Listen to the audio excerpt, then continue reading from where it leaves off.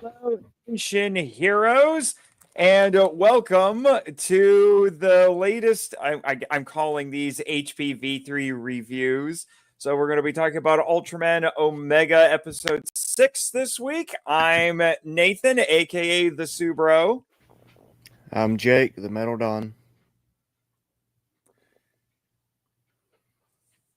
And Chris is smiling. Not Chris, the Sentai guy. I was going to say, what the heck was going on there? Do we have a delay?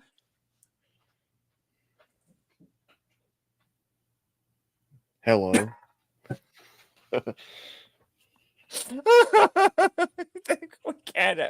These can never go right, can they? Yes.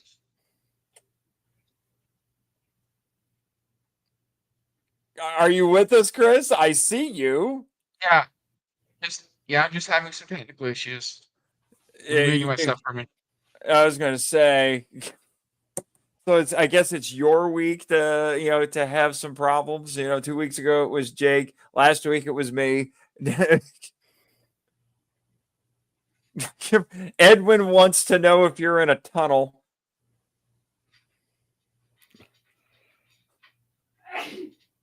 He's sitting on He his froze? toilet. Did he freeze? Okay. Well, geez, I don't know what's going on anymore. And we lost. Now he's gone. And now he's gone.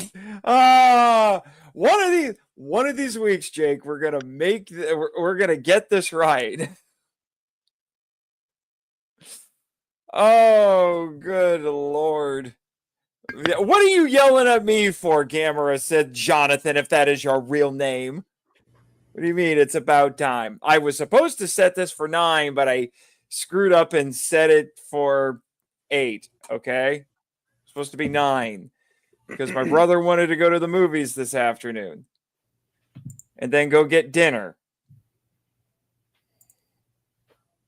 Okay? He froze. Oh, evil laugh. Okay, and then evil technology. And then Edwin says he froze like the Black Panther. Oh,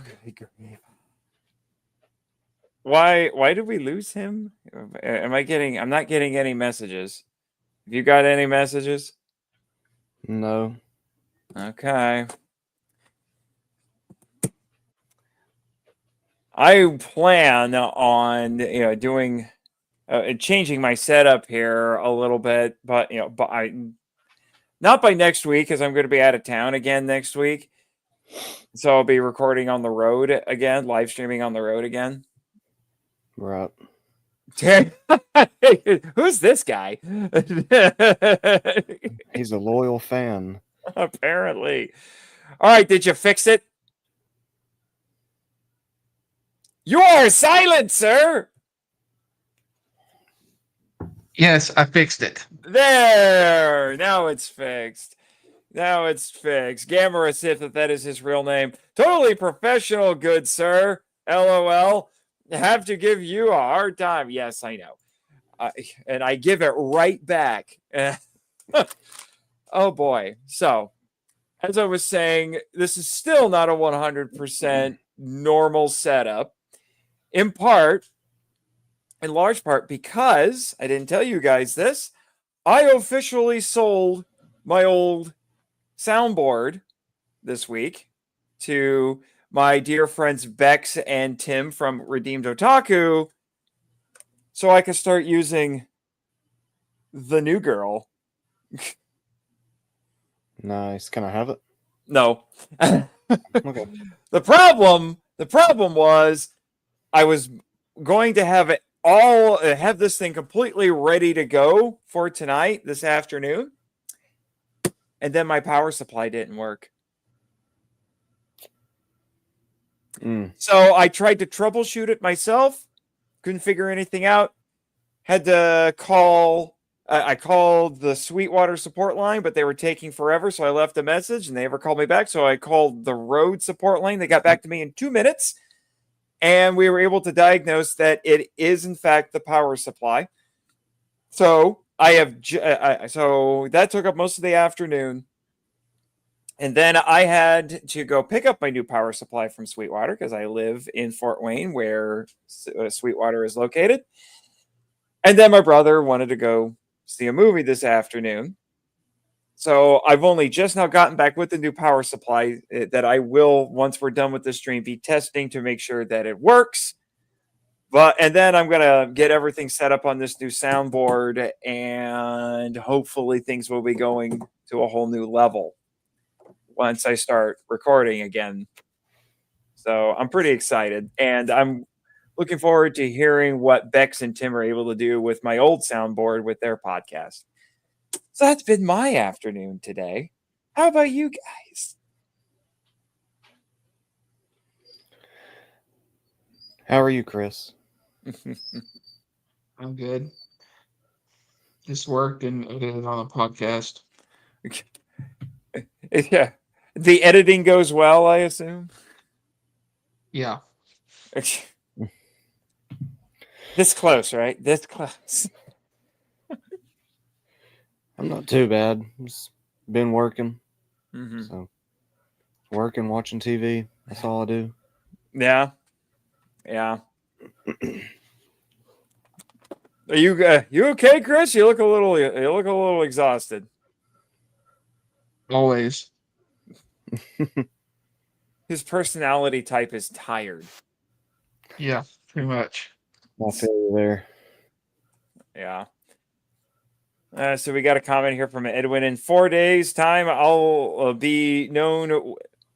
It'll be known whether Master Rider or Common Rider Black exists in the Massiverse, thanks to Rogue's son. Because in the Massiverse, E.T. fought Spider-Man in a movie. Real joke. Wow. That sounds kind of crazy. It does. Yeah.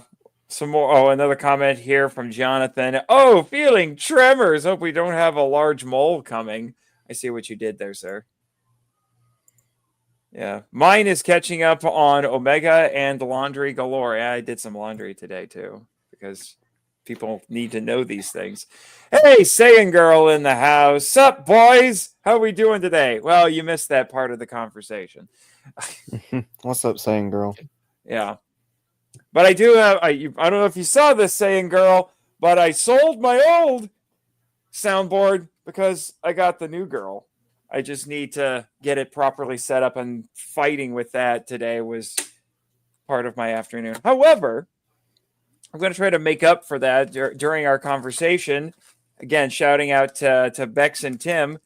But I will be trying these live. There was a little Asia. I think I showed these on. Did I show these on stream before?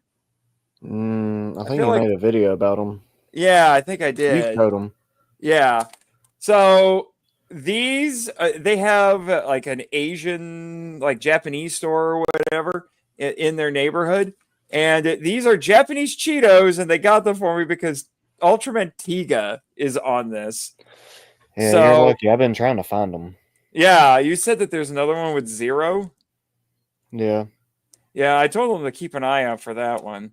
So, and it says Super Eye. That's the only thing in English on here, is it says Super Eye Productions in English.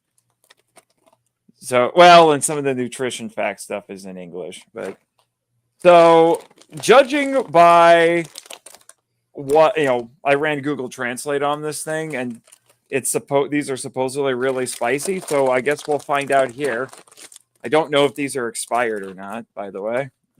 Who cares? It just adds flavor. Yeah. This is a different color than normal. They're not orange. And that means they're healthier. They're a little. They taste a little old, huh? Don't have as much seasoning on them as American Cheetos. Got lots of flavor. Wouldn't call it spicy though. But anyway, it's not why we're here today to talk about Japanese snacks, even though I'll probably munch on these throughout the stream. But Ultraman Omega episode 6.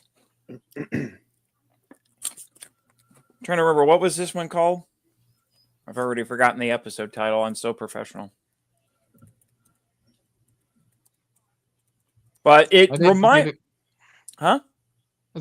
I didn't forget it. I never knew it. Nah. Let me see. I don't like that wiki. We're going to go to the good wiki. If I can find it. But it's called the Kaiju Search.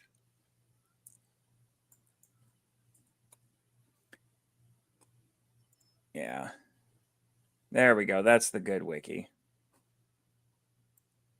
But yeah, the Kaiju Search, and our monster of the week was a mole. Not the first time we've had a mole, but yeah, Gedrago. I think that's how you're supposed to say it. I could be wrong. Yeah, I think Gedrago. Yeah. That sounds fine with me. Yeah. So it's not often that we have a mole in Ultraman. We've had moles before. What's interesting is when they were mentioning that the monster was a mole, I heard the word that they used, like, I know that word. Because they said Mogura,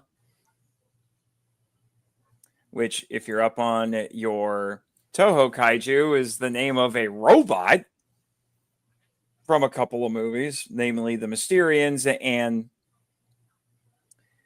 and Godzilla versus Space Godzilla. And the reason why is why you might be asking, why is a drill-nosed giant robot named after a mole? It's because originally he was supposed to be a mole monster. So they just kept the name. So that amused me. But the episode starts off kind of weird. The mole monster comes to the surface and it just keels over. I know. What a way to start the episode. I thought he just passed out because he might have had a little too much to drink or something, but nope. She be dead. Yep. Well, yeah. It's funny if she really died, then the ending is kind of funny. That's I texted you guys about that. It's just like, yeah, the ending confuses me, but we'll I'm sure we'll get to that. But we get to see IU doing her job a little bit more. What she does for on her job, which includes gathering kaiju saliva samples. Sounds all kinds of fun. She should have grabbed two. Yeah. She is a biologist, so it makes sense. It does. Mm-hmm. It's one of the things I have to give the Ultraman franchise, the Ultra series, credit for, is because they have to do a new kaiju story every week. They have an uncanny talent for coming up with angles on kaiju stories that rarely, if ever, get brought up. So I can tell you, as much kaiju stuff as I've seen, I don't think I have seen one that involved somebody gathering a saliva sample. Well, it makes sense. I mean, it's not like there's a needle big enough to extract its blood, so yeah, saliva about the only way you can get kaiju DNA to. Yeah, that's for sure. But we also get a new character, kind of, sort of, this time. I hope he doesn't stay around. Good Lord. I'm not a big fan of this guy. Oh, he was horrible. Yeah, let me see. I'm gonna see who that is. Let me see. He doesn't deserve a name. Yeah, well, no, I'm looking up the actor's name. I'm looking at both, but yeah, I think it should be Yuta Kamiya. Yeah, played by Ryuma Hashido. Yeah, I'm not a big fan of this guy. No, he was trying to be comedic, but it didn't work. No, he was a little much. Yeah. Yeah.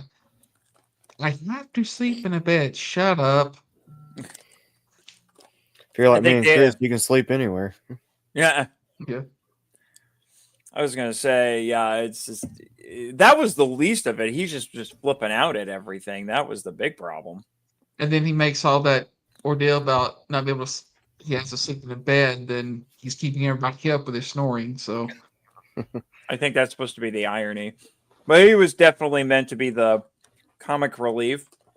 The thing is as this episode progressed, it felt not like a retread of last week's episode, but definitely a companion to last week's episode, where we have another monster who is not malevolent, and Omega ends up not trying to kill, but for different reasons this time. Yeah. Yeah. The circus music during the fight scene was a little different. I loved the music all through it. It was good. Yeah, that's the thing. There's some definite similarities with last week's episode, but the tone is completely different. This is a much lighter episode. Because last week's episode was very serious. Even before the tragic ending, it was very serious. This one is not. I love that. I love at the beginning whenever they're starting to fight, Omega starts running to him and he falls in the hole. And Godrago, he goes under, goes behind him, and then they turn around and they both get scared. Yeah. Yeah, they definitely. It was hilarious. Yeah, they definitely took advantage of this being a mole monster. Which I give them credit. But I was thinking to myself, it's like, okay, so they've established that they don't like sunlight. So that first one comes to surface and it dies. And I'm like, then how is the other one okay? And then they actually address that. Yeah. And they say, oh, the first one was a female, this one's a male. I'm like, okay. Did he come up? I'm thinking, did he come up here looking for the female? And I was correct, but then they went a step further, and they it wasn't said just it because was he was mating male. season. Yeah, it was mating He season. had that bone. He had bone protrusions that shielded his eyes. Yep. Well, I don't think it was mating season. I think because they said at the end they heard the construction, and that's what she thought it was. Yeah, because I've seen this is a little bit of an Ultraman tradition where the monsters do like a weird move, some sort of move, and sometimes they do dance because they said that. Because I was thinking to myself, like, this is a mating dance, and then I was exactly right. It was a mating dance. Did you notice that when they showed that dance? I don't know if it's gonna. I don't think it's gonna work on human females. Well, just go to a Walmart and try it. Oh, jeez. I've seen people of Walmart. I'm not trying that. But no. What I was trying to say is, did you guys notice when they showed the video what was supposed to be a normal sized mole that does the same thing as the big ones? It's still a guy in a suit. Yeah. It was just a modified version of the suit. Yeah, that was funny. That cracked me up a bit too. It was a good episode. This is the closest we get to it. IU focus episode so far. Get to learn a little bit more about her. Yeah, that was one of the more serious parts of the episode. I will say that. But I think it gave us some much needed insights. The part about the ending that confused me, I just assumed that because Omega broke the shielding around his eyes, I figured that the male was dying too, and that part I just figured they were burying them together. No, that's what makes it confusing, because they make it sound like they just sent them back to the underground together because he was looking for her. But I'm thinking, she's dead. What's he gonna do? unless she's like a possum and just playing dead. Maybe the sunlight stuns them. I don't know. If that was the case, they should have established that. Yeah. Yeah. Oh, it makes. Like I said, it makes the ending weird. Yeah, a little bit. I just assumed they were burying them because Ultraman did hit the male with his finisher. The part that's a little bit confusing to me was I didn't realize that Io was thinking about leaving her field of study, and now she said she's not going to. That part was a little confusing for me. I'm like, that felt like out of nowhere. Okay. Well, okay. it's Jonathan. the same as... Sorry. Go ahead. No, I was just gonna All say right. we have a funny comment here from Jonathan. He says she was hiding from adult Kenny. Oh God. Yeah. Yeah. Yeah. And he said before, it's like, yeah, I agreed he was insufferable like an adult Kenny. That's funny. Anyway, you were saying, Well, if you remember, she was telling the story about she found the dog or animal, whatever it was, and it was dying. She, saved it. mhm, I think where she told Omega that it wasn't trying to hurt anybody, it was just trying to mate. mhm, And, they ended up putting it back in the mountain or whatever. mhm. And she probably felt relieved that she was able to save it. Yeah. So now she wants to continue doing what she's doing, Yeah. learning more about kaiju. Yeah. I'm still surprised. I think next week, not to jump too far ahead in case we want to keep talking about the episode. I think next week's going to be I think it's going to focus on her, and I think it's going to be a big turning point for her relationship with the boys, because it looks like the other kaiju sidekick is coming in, and the Mm-hmm. theme song has all but confirmed that it's an avatar for her, just like Rekiness is an avatar for Kosei. Yeah, Kosei. Yeah. Let's see. It'll be interesting. My son's ready to see it. Oh, Yeah. they've been getting into it, have they? Oh yeah, they both love it. Mm-hmm. Can they actually keep up with reading the subtitles, or do you have to read those for them? My son can. My daughter can't read, so I Okay. say it for her. Oh, okay, that's cool. Yeah, Yeah. because the dub isn't out yet. I know. Yeah, that'll be on November, I Amazon, believe. Amazon Prime, right? Or Tubi? No, it's gonna be on like a bunch of stuff. Isn't it? Prime. Oh, I think Prime. just Prime. Yeah. No, Prime too, but they're really pushing the Prime right now because they have a dedicated channel on there now. yeah, Mhm. they've moved all the English language stuff from the English language YouTube to Amazon Prime now, which is just really bizarre. This is the second time I can think of in so many years where there's been a shakeup like that, because initially they were releasing like the English language stuff as an exclusive on Ultraman Connection, because there was a paid level for Ultraman Connection. If you were part of it, you would get the English stuff. You could stream it from there on your computer. And then they dropped that, and it was just gone for a while. People were like, "What the heck's going on?" Because like that was where you would have to. That's where I had to watch episode Z, the Trigger movie, and then they had the Decker movie on there for a while, but then they dropped all that stuff, and then suddenly the English language YouTube channel shows up. They did that for a while, and now it's still up, but they don't put too much stuff on it anymore. And then Mhm. they made the announcement a few months ago that they were making the dedicated channel on Amazon Prime. It's just wild. Right. Yeah.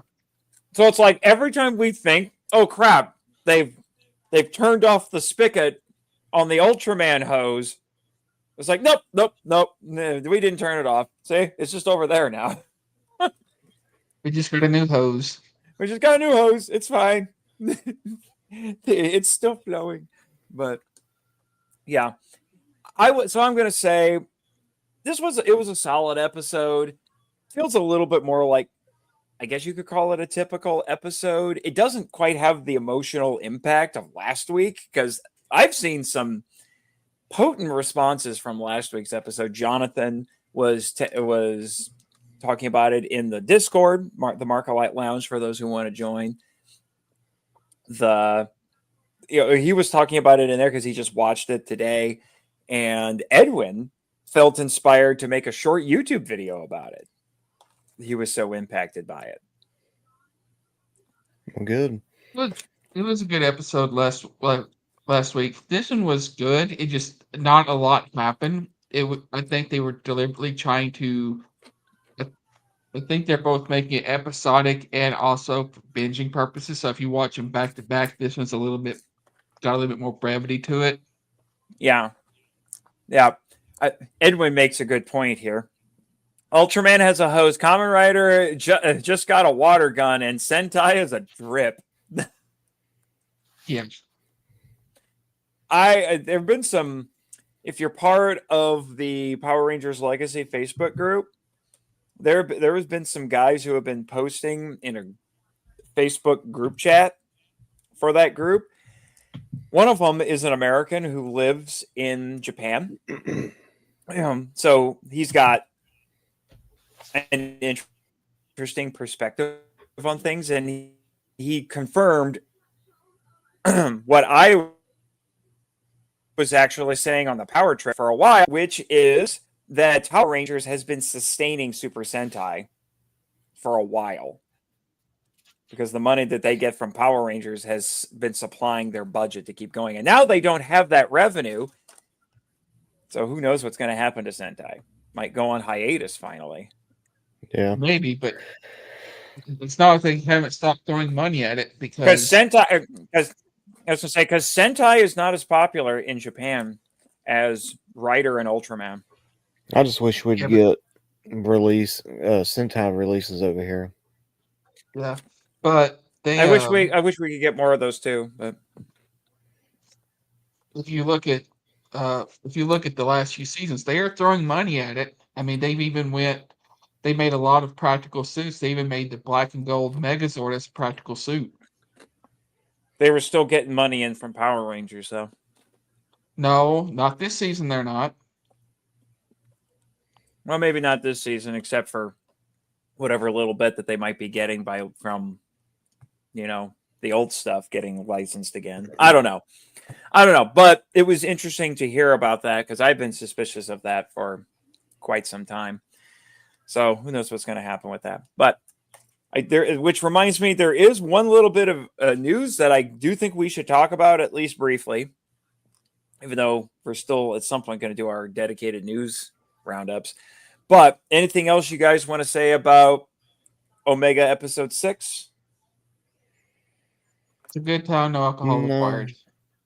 It was a good episode overall. I liked the circus music with the fights. Yeah. I thought it felt very comical, but a good comical. Yeah, it's communicating. It's making sure everyone knows that this is meant to be fun. Oh, we should talk. Yeah. We should talk a few minutes about Rekiness. We get to see him do some interesting things with his power set. I like this idea of a telekinetic kaiju.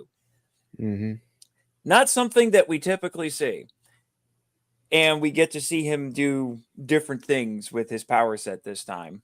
I think this week he actually tried to encase the mole in stone. Yeah. And then he carried the male away while Omega, in true Ultraman style, went over and picked up the female and then flew with it in hand. That goes all the way back to the 60s with that. Yeah. It was a lot of fun, and they're always being creative with Rekiness. I'm really looking forward to the next one. I don't know its name, what his power set's going to be, what it's going to bring to the fold. I'm guessing there's going to be a kaiju that is resistant to Omega's and Rekiness's attack. Yeah, that wouldn't surprise me at all. There was one part during the fight. Omega got double tail whipped. He got hit by Rekiness, and he's like, "What the heck?" And he turned around, and then Godrago tail whipped him, and he's like, "I'm just gonna stay over here until you come grab my hand and pick me up." He's just sitting there going, "It's like some days it doesn't pay to come to work." Yeah, and I like this one because you can see Serrato's personality coming through in Omega. Yeah, because he doesn't actually have a host. So yeah, because there's theoretically no separation between the alter ego and the Ultraman.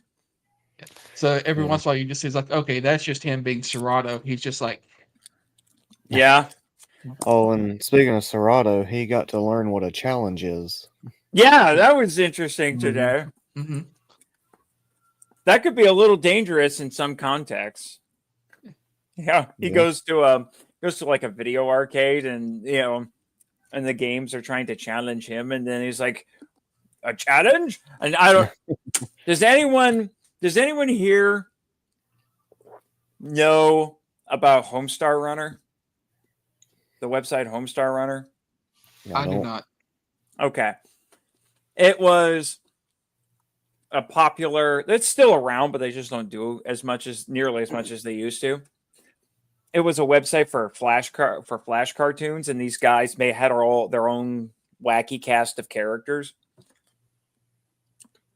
And one of their most popular characters was this luchador looking wrestler guy who had boxing gloves for hands, and his name was Strong Bad.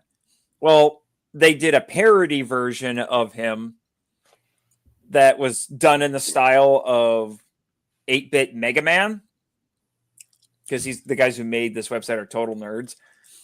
And his name was Stinko Man, and his catchphrase was, "Are you asking for a challenge?" I'm just like, keep Stinko Man away from Serato. This is not going to end well. It would be hilarious. I would love to see that. I would love to see that, but it could be dangerous. So, yes, we've got Serato learning a few more things about how humans work, and we haven't seen any memory stuff for a while, I've noticed. Mm-hmm. And we haven't gone back to a city set yet for a couple of episodes. Looks like next week we're going to get back to a city set. Yeah. The show has been very fond of being out in the Japanese countryside. I have a feeling it's because the suits and everything are so good. I think they spend a lot of money on that. So I think they're not going to be destroying a lot of city sets this year. They're going to be doing a lot more of the countryside stuff. Yeah, we've talked about that before. I do think it's a bit of a cost-cutting measure, or rather, they're allocating more money to one department of special effects and not necessarily to another. Which is kind of nice, because I like everyone's not able to see the Japanese countryside, because so many of these things always take place in the city. So if we spend most of this series in the countryside, I'm not going to complain. And has anyone missed having a science patrol? Because I haven't. No. Not that it's not that I hate it. I was just like, it's an Ultraman show without a science patrol. This is kind of weird, but I like it. Yeah, it's a nice change of pace. There is kind of a science patrol, but kind of not official. Yeah, it's easier for Serato because he doesn't have to, really hide who he is, except for Ayumi. But other than that, he doesn't have a whole team to hide from. Yeah, it makes things a little easier for him. But that's something I've been thinking about this, because I have been watching these simulcasts since 2020 with Ultraman Z. And Z, in retrospect, was very typical of the new gen hero era. And then you had Trigger, that was basically a remake of Tiga, followed by Decker, that was a remake of Dyna. So we're retreading old ground there. Well, and then Z, as popular as it was just, like I said, very typical of the era. But then we get to Blazar. And that's when Supro is started playing around with the formula. It seems like each one of these last few seasons, they pick something that's typical about Ultraman and either take it out or turn it on its ear. Yeah. So with Blazar, it was, let's make the team captain the host. With Arc, let's do a bunch of weird. Let's be this weird combination of expected and unexpected. Yeah. And then this season, it's like, well, we're just going to throw the Science Patrol team out the window. The only thing with Blazar is I wish Captain Gento would have told his team that he was Ultraman. That way he didn't have to, hide it from them. If he needed to go out and do something, they could cover for him. Yeah, he's in Earth Garon. He's not out there. Mm-hmm. But One thing I noticed about Blazar, it felt like instead of following like the main science team or whatever, you know how some Ultra series they have the science team and then they have like a special operations team. Mm-hmm. It felt like the Blazar team was more like special operations team. Which I think was the idea. Mm-hmm. So Yeah. that was where they was tinkering with a little bit too. It's like it's not a straight up science like a science patrol. It's the uh, team that would usually back up the science patrol, or were more military based than science based. Yeah. Yeah. One thing before we go, I do want to highlight the Drago here because I forgot. This is some weird coloration here. It's like this lavender, almost pink. Yeah, yeah, Mm-hmm. it's a pink mole. It A looks like a pink mole. carpet. It does look like a carpet, doesn't it?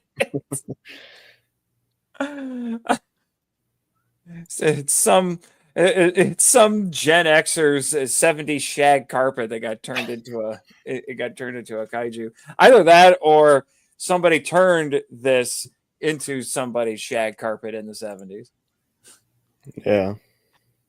You low key love it. It's a unique design. It's not a bad design at Mhm. all. I like the spikes on it, Yeah. and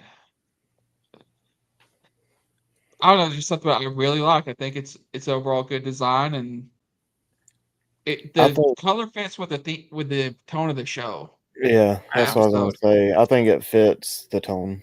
Mm-hmm. I agree. So Yeah. I like this kaiju quite a bit actually. Yeah. Mhm. He's better than I thought it was. I don't typically get excited by mole monsters, but Yeah, he's Metal Dawn approved. Metal Dawn approved. You know that's Supro's gonna make a plush out of that thing and it's gonna sell Oh, like crazy. absolutely. I still want them Omega finger puppets. Yeah. Yeah, that they keep showing in the ads. By the way, Mhm. according to the Ultraman wiki here, because I see a list of kaiju. Apparently, Gomora is going to show up in this show. Next episode. Yeah. Yeah, he's the kaiju next episode. He's the best Oh evil kaiju. boy, we get one of the classics next week. I'm still trying to Yep. find. Oh, here it is. The other one whose name we were trying to figure out. I found it. Here, let me show really quick, as it was in the episode preview. This right here. His name is Trigaron. Trigeron. It's a cool He looks design. like a Zoid. He looks it does. like a Voltron lion. Did you ever watch Zoids, Nate or Jake? No, but I was familiar with the toys. He looks Same. very much like Liger Zero, just with more Mhm. blades. Yeah. And apparently he has alt modes. And that's the power up when he combines with Omega. Oh, nice. Yeah, I think that one looks better than the blue Oh, one. there's the toy in case The anyone. Reckoness. Reckoness, yeah. They'll probably both end up, combining together. Yeah, it's kaiju mode, sleep mode. That was the second one I showed you, and then claw mode when he combines with Omega. We're just seeing what they do with it. I mean, we're Ah, crap! I just saw a spoiler. I won't say anything to you guys. Go ahead and say it. No, I'm not going to say it. Just mute your microphone and say it. Then what would be the point? By the way, it's his name, no surprise, is derived from the Japanese word for tiger. well, yeah. Now I want to see where Rekiness gets his name. Let me see.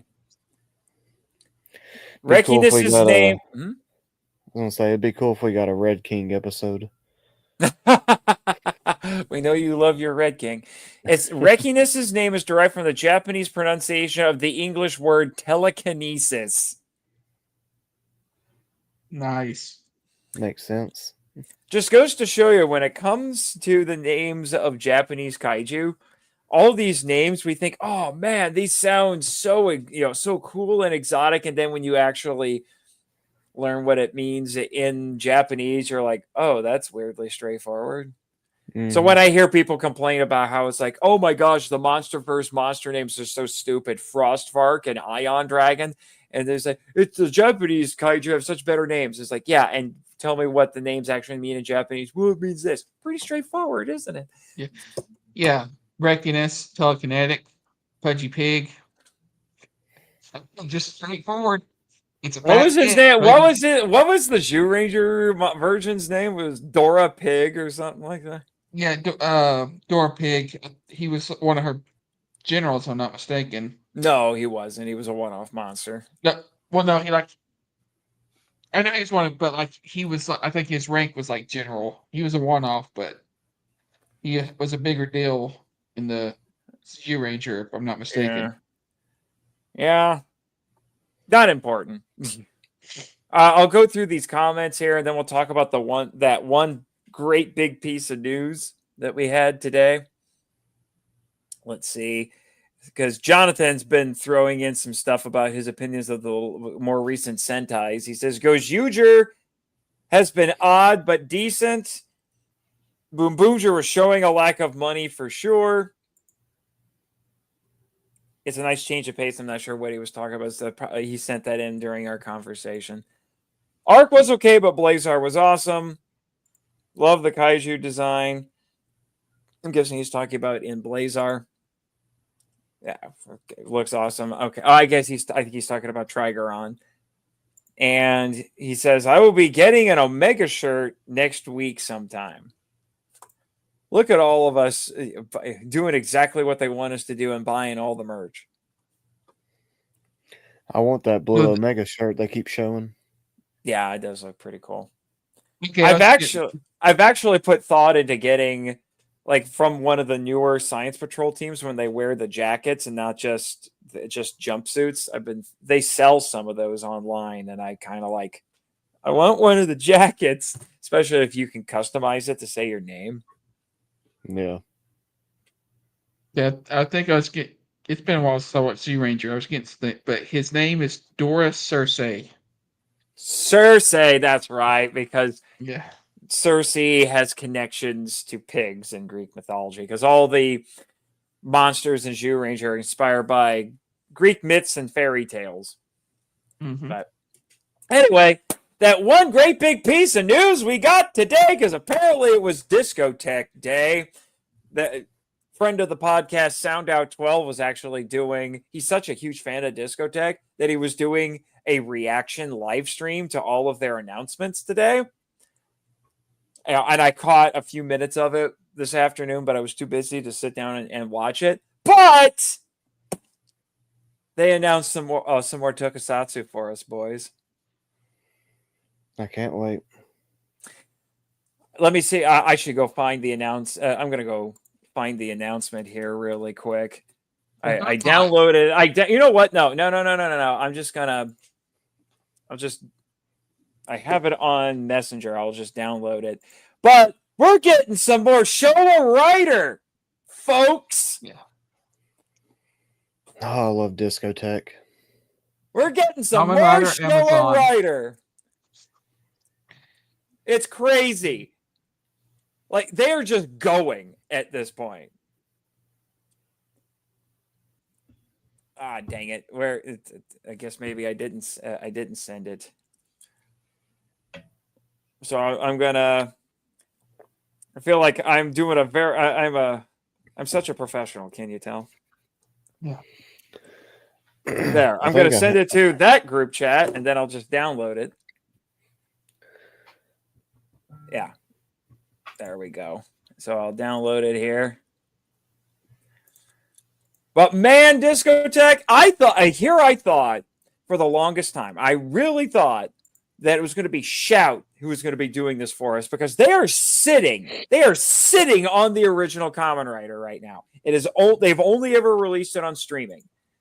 Screw Shout Factory. And I'm like, what are you going to do with this, guys?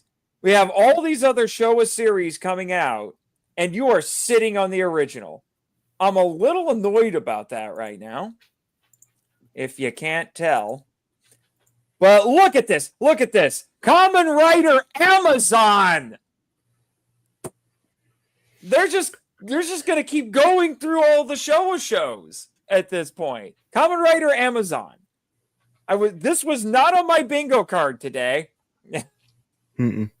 And is this the one that follows directly after V3? After or? X. No, it's Yes. after X is the one after that X. was X After was after V3 and then Amazon was after X, if I remember my timeline correctly.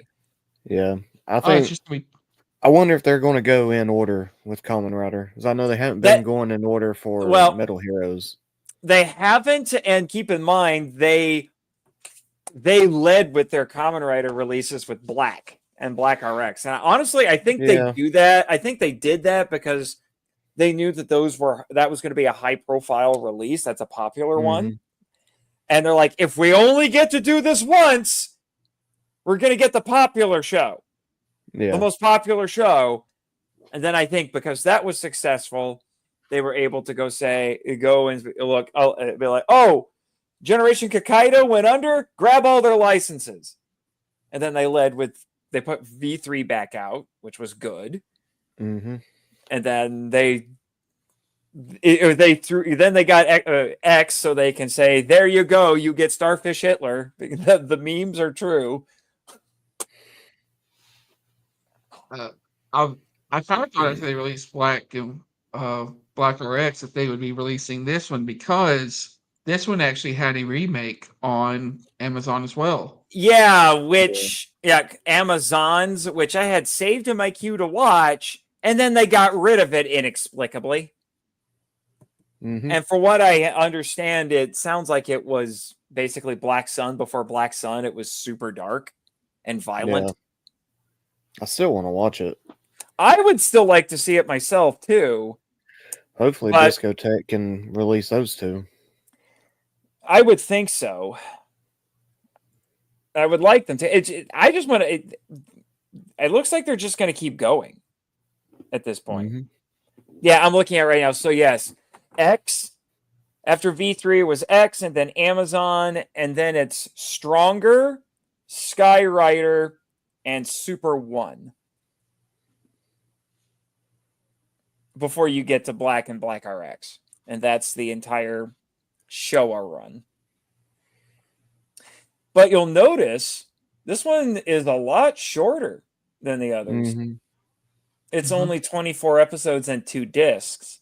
And that's because this one got cut short really badly. I think they meant to go a lot longer with this, but it was not popular when it first came out. The moms didn't like it, how violent it was. Yeah, it was violent. It was really dark because in this one, it's a biological transformation. He's not a cyborg, if I understand correctly. Yeah, and the design is very different. He's based off a lizard of some kind. If I remember correctly, yes. So it was a major departure from what was Kamen Rider. Yeah. Yeah. So yeah, it was a big departure. And then Stronger. I admit I don't know a whole lot about Stronger. Skyrider is weird because it was meant to be a reboot, but then they ended up retconning it as a sequel. And then Super 1. I don't know a whole lot about Super 1, other than the fact that is the only Japanese Kamen Rider to ride a Harley.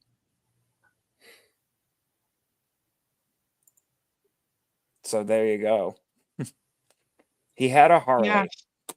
Yeah, I mean, that suit is really weird, too. Yeah, it looks a little Metal Hero-ish. That one does. The other thing, if I remember correctly about Amazon, I'm gonna double check this because they're still doing the Evil Secret Society thing, I think, in that one. Yeah, I don't think that goes away. But I don't think, is it the Great Leader? I forget if the Great Leader's connected to that one. Let me look. Let me see. I don't think, I know he's not they retcon him to be behind the evil organization in X, but he's not in X. So I'm trying to remember if he's in Amazon or not. Yeah. God, the government of darkness. That's just crazy to me. I love that name. Yeah. You would. Yeah, you would. No, it doesn't look like so the Great Leader's not in Amazon at all, because the next time I see anything related to the Great Leader is for Stronger.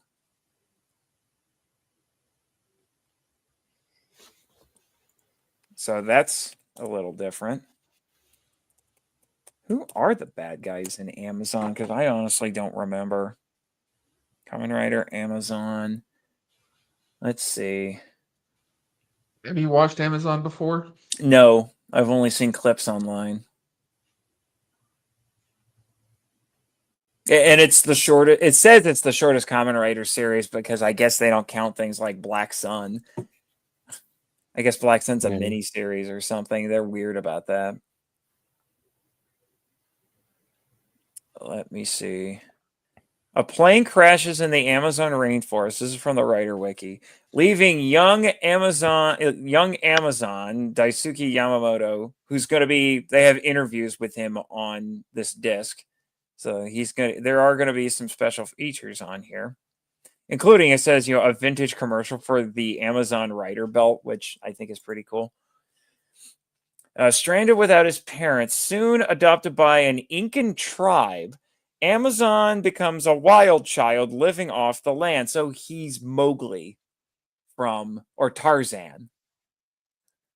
However, Amazon's idyllic existence cut short when Golgos, the Gyumenki, massacres his village, slaughtering everyone except himself in search of the powerful Gigi armlet or Gigi armlet, which gives the bearer fantastic power. Elder Bago, last of the Incas, gives the Gigi armlet to Amazon for safekeeping while using his knowledge of Incan science and magic to perform a mystical operation on Daisuke, transforming him into the powerful Kamen Rider Amazon before he died. Arriving in Japan, Amazon battles Gadon without full knowledge of their reason for pursuing him. Befriending the nephew and niece of Professor Kusaka, Amazon learns the nature of the Gigi armlet as he defeats Gadon, and then the Garander Empire.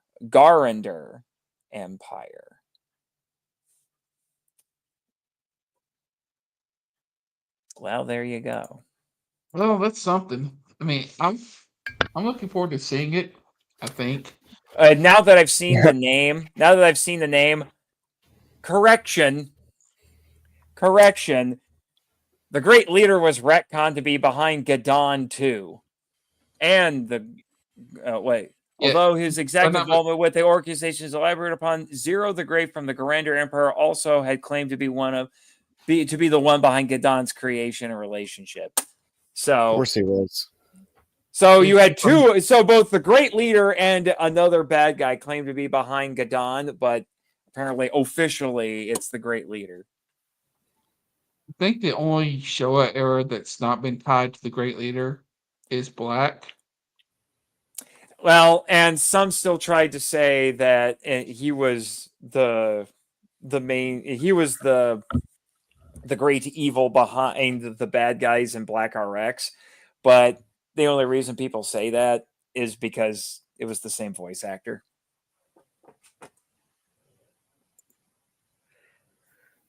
So, yeah. There you go.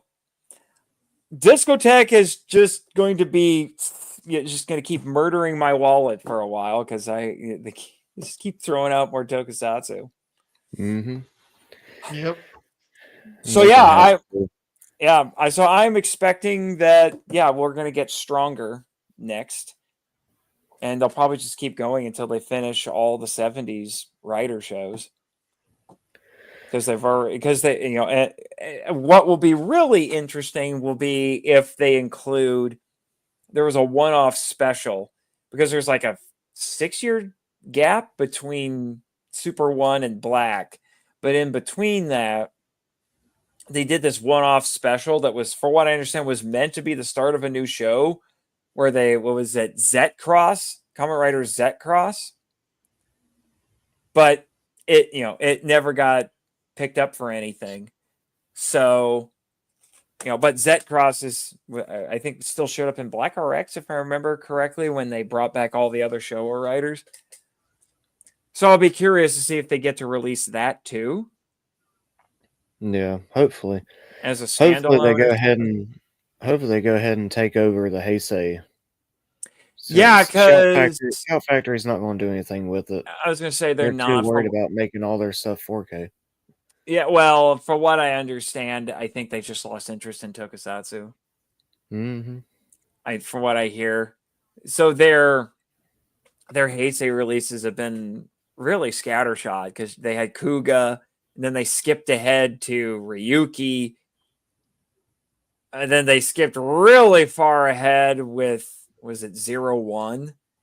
And then they skipped ahead a couple more years with Geats. And then that's been it. My theory is that maybe they grabbed all those back when they were still interested in Tokusatsu, just because those were the ones that they were most interested in, and released them because they were still under contract. Otherwise, I would think they'd be trying to release them in order. Yeah.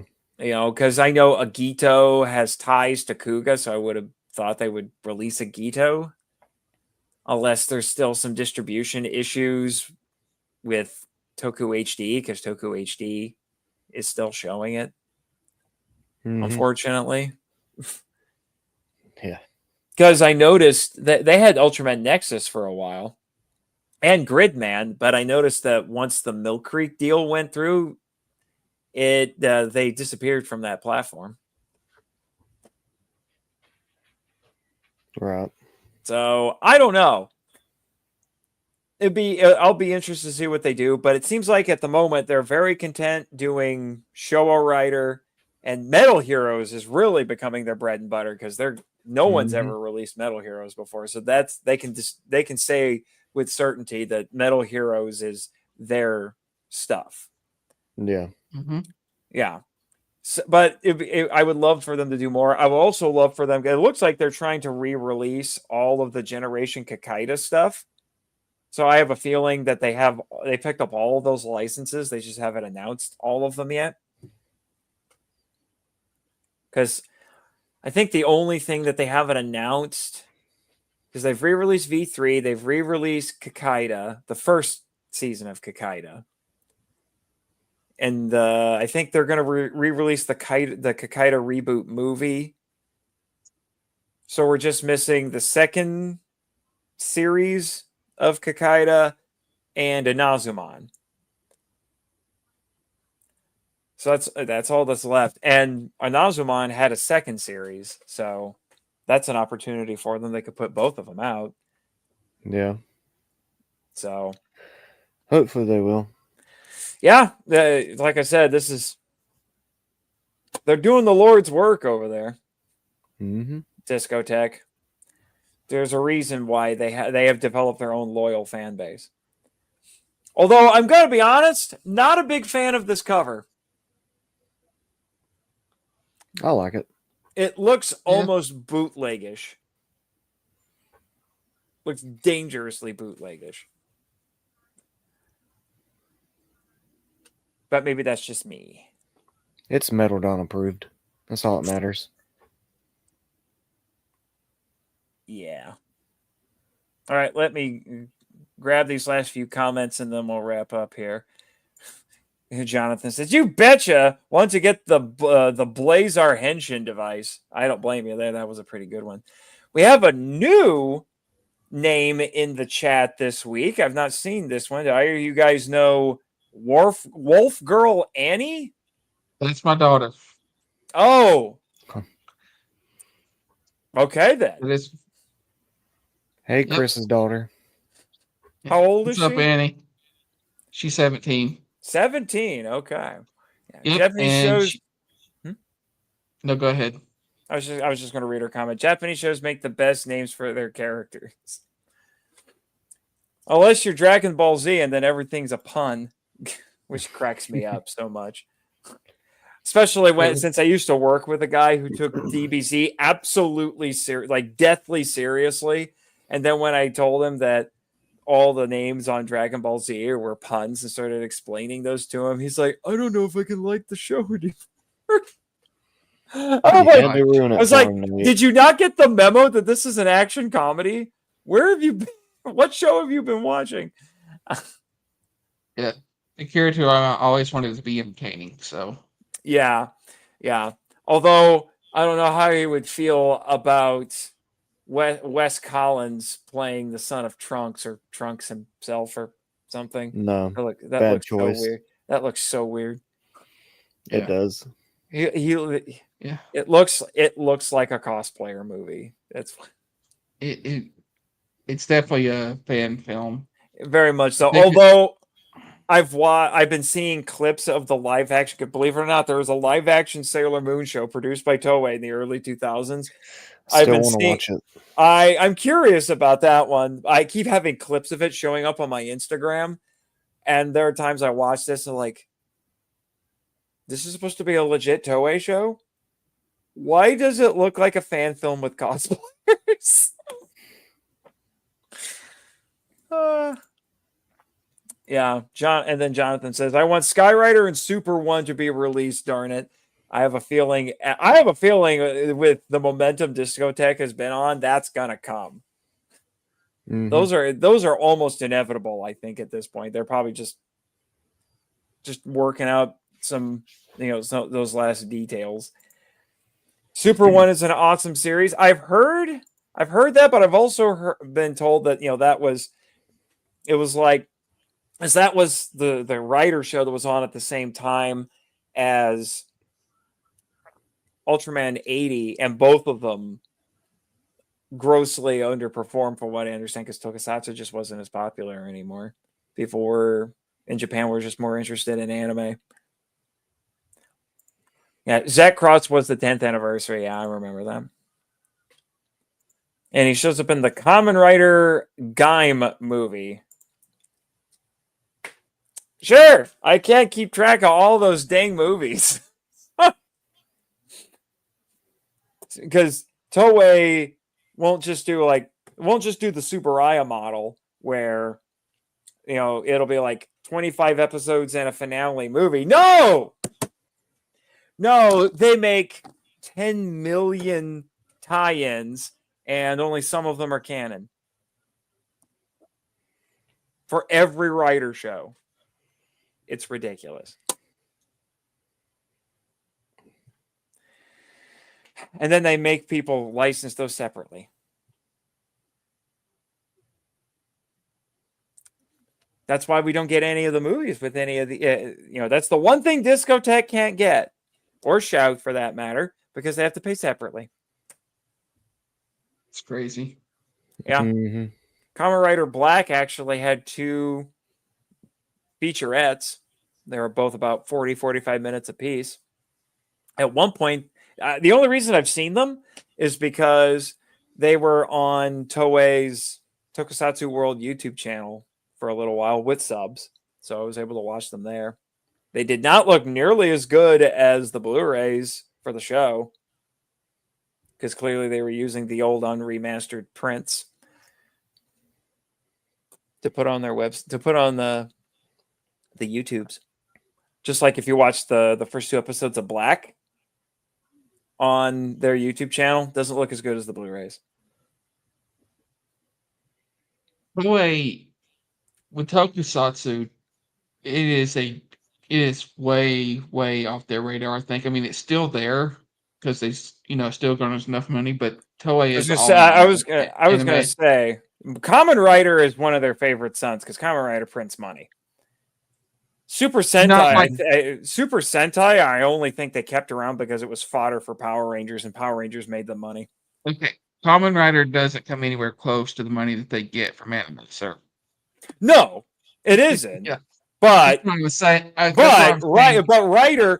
Ryder is huge, and they know Ryder is huge.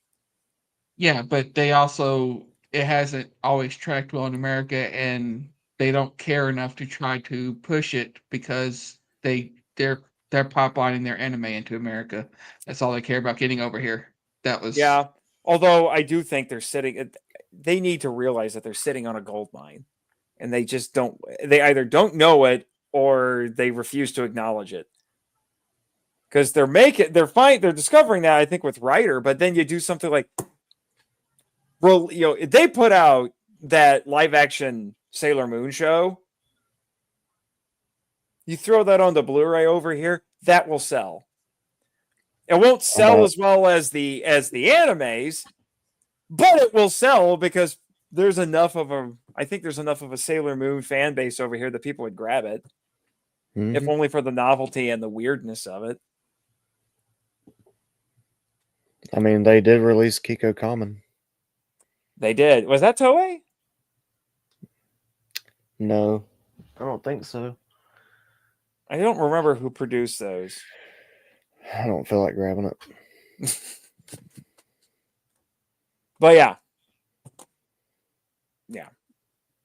Oh, but then again, I keep seeing articles popping up saying that Dragon Ball Z is single-handedly sustaining the Japanese economy. So maybe they're like, yeah. From what I understand, their Dragon Ball alone has brought in over its lifetime over $30 billion. So that's why they can't get rid of Dragon Ball Z, not only for their own sake, but probably because for the sake of their country. I mean, Akira Toriyama has, he probably knew it. He has saved his country. I mean, Saudi Arabia is now paying license fees to Japan so they could build the Dragon Ball world out in Saudi Arabia. It's wild. Yeah. I'd love to go there. Saudi Arabia or Dragon Ball world? Dragon Ball world. Because my problem is that it's in Saudi Arabia. Yeah. Anyway. All right, everybody. Thanks for joining us this week. Hang on. We've got one more bit of business. One of our regular commenters had a birthday this week. Oh, yes. Are you talking about Saiyan Girl? Yeah. Yep. I saw that on Facebook because she added me on Facebook. Yep. Yeah, so happy birthday.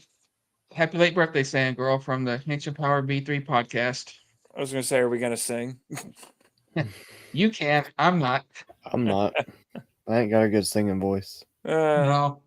I barely have a good apparently my singing voice is better than I thought, because when I was in a play last spring, my character is supposed to be like it was this farcical soap opera parody, and my character was supposed to be like the dim-witted boyfriend who fancies himself a musician, but he can't sing, but he doesn't know he can't sing.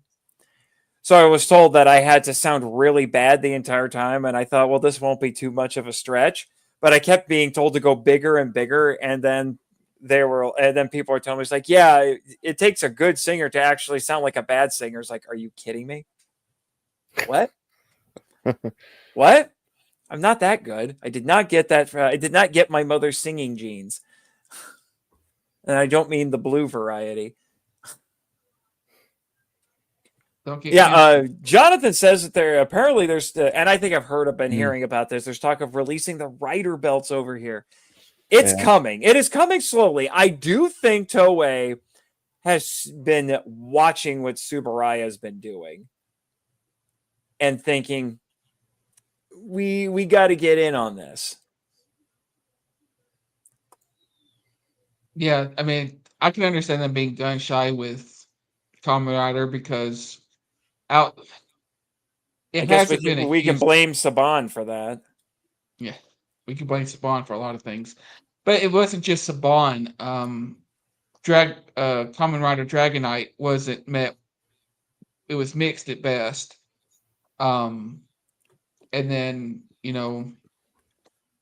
Black Sun didn't do anything. It didn't garner a whole lot of attention outside of the normal fan base. So they're just being cautious, I think, with it because they don't. It is their favorite son, and outside of Power Rangers, not much of their property has done too well over here outside of anime. Well, and that's the irony when I stopped and thought about it is Super Sentai managed to keep going without stopping while both Rider and Ultraman stopped for a while. In Rider's case, a couple of times. But now it's looking like Sentai was being sustained by Power Rangers and now might have to stop for a while when it's weathered all these storms. Maybe. Well, one thing that it had going for it was during the anime buzz in the 80s, there was also a mech buzz going on, and Super Sentai had mechs, whereas Kamen Rider and Ultraman did not. So yeah, not like that anyway. Yeah. And Sentai has been pretty adaptable with the times. Yeah. They jumped on the dinosaur bandwagon when they needed to, right at the right time, which was perfect for them to get Power Rangers in America. So yeah, yeah. Jonathan says the live action Sailor Moon is an experience. Apparently, he's seen it. I want to experience it. Yeah, and your daughter says she would definitely buy it. Yeah, of course she would. Saiyan Girl says thank you. You're welcome. And Jonathan says Beetleborgs did well for its time. Yeah, that's the interesting thing about Beetleborgs is I do think it managed to eclipse Power Rangers, but it was very much a flash in the pan. But I also think Power Rangers has had greater staying power. But I think the problem with Beetleborgs was by the time it reached here, Metal Heroes was done. It wasn't done, but the next show because Saban wanted to keep it going, but the next show is like, no, there's no way we can make this work. Yeah. Because it looked completely different. Because they did the 2B Fighter series, and then they did the Kitty one, and I think whenever they were doing the Kitty one was when Beetleborgs was starting to air, and it was just so. But that's why I said by the time Beetleborgs was catching on, Metal Heroes was wrapping up. Right. Well, they could have made more, original content too. I mean, most of it was original anyway. Saban was weird. Yeah, but that was keep in mind that was also at the time when Power Rangers was about to shut down too if it hadn't been for In Space. Yeah. Yeah, In Space was going to be the last one, but yeah. So Saban was not at that time. He was facing Beetleborgs was failing, Mystic Knights failed, Master Rider had failed, and PR was about to fail. And then the last minute, In Space saved it enough for it to keep going on. But I think after that was when he really started shopping for buyers. And then Disney happened, and yeah. Anyway, which underrated series? Which one? And not series, era. The Disney era is an underrated era. Actually, the Disney era, particularly with I would say some like Zoomer fans, is actually pretty well loved. The older fans may not like it as much, but except for like Dino Thunder because Tommy, Disney era is still pretty well appreciated for what I've seen. Mm-hmm. It's going to be the weirdos who want to come out and defend Neo Saban, where I'm like, no. I will give you Dino Charge and nothing else. Dino Charge was good. Yeah. I mean, I love all Power Rangers, but yeah, Neo Saban is rough. Saban and Disney were by far the best. The original Saban, yeah. Mm-hmm. Yeah. I've been over this with on the power trip. I do think that the original Saban era was overall the best era, even with Turbo in it. Because to be honest, after watching the whole franchise, I'm like, Turbo is not the worst season. It's definitely not the worst season. No, just by virtue of how But- much bad came after, you now have to say Turbo is mid. Yeah, I don't know about mid, but It's it was definitely not the worst. Disney, the thing about Disney is that it has peaks and valleys. Yeah. But I don't know if I would rank Hasbro or Saban or Neo Saban as the worst overall. I think if I went by what was just by what was on screen, Neo Saban, in terms of how the franchise is being treated, probably Hasbro. So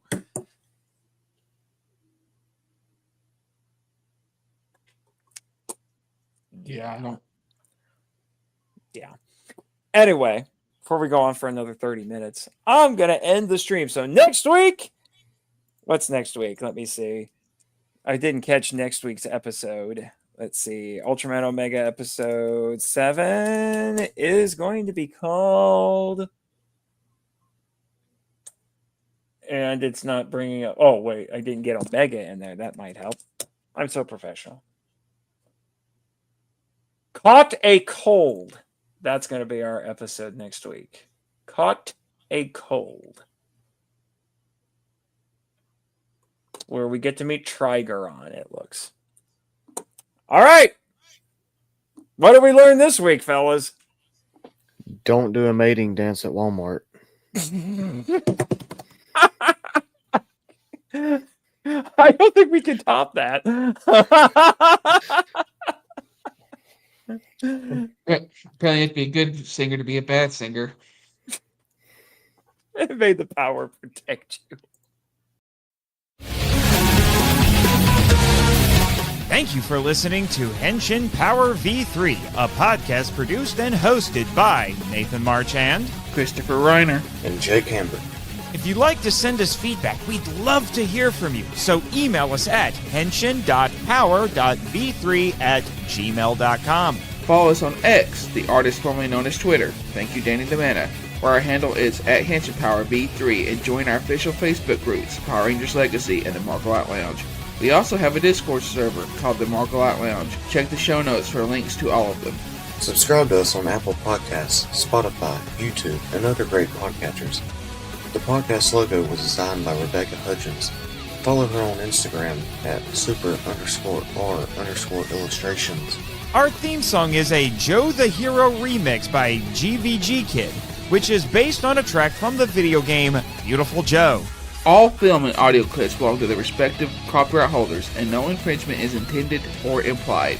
Please rate and review us on Apple Podcasts, Spotify, and Podchaser to spread the word about the show. And until next time, Shush!